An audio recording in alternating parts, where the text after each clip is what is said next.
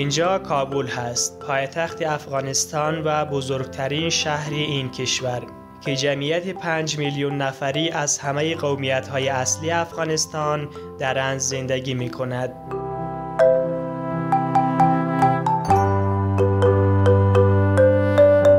بر این اساس کابل 94مین کلان شهر جهان و در رده 5مین شهر جهان از نظر رشد جمعیت قرار دارد.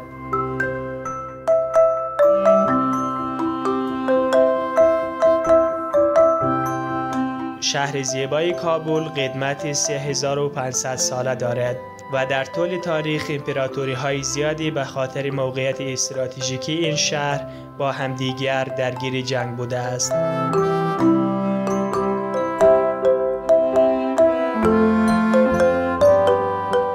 و در حدود 500 قبل از میلادی مسیح توسط هخامنشیان، پادشاهی موریا، کوشانیان، ساسانیان، سلسله مغولان، صفویان، غزنویان و غوریان اداره و کنترل می شده است.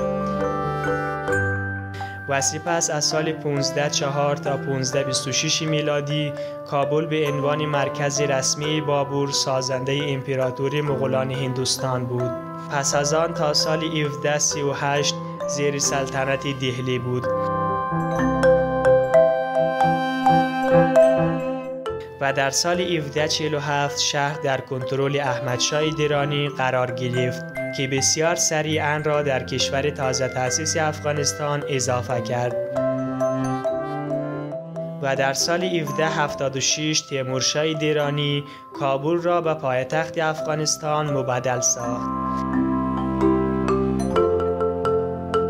و این شهر زیبا با وجود 20 سال جنگ داخلی و درگیری‌های پیاپی باز هم جزو بهترین و زیباترین شهرهای افغانستان است که توانسته تا حد زیادی پیشرفت‌های چشمگیری داشته باشد. و در حال حاضر سرنوشت مردم افغانستان و این شهر زیبا در دستان حکومت سرپرست یا امارت اسلامی افغانستان است که در این مدت نوسازی و ساخت و سازهای زیادی در نقاط مختلف افغانستان آغاز شده است. و امید یک افغانستان آباد و سربلند. لطفاً نظرات خود را با ما شریک سازید که از کدام شهر یا ولایت زیبای افغانستان هستید.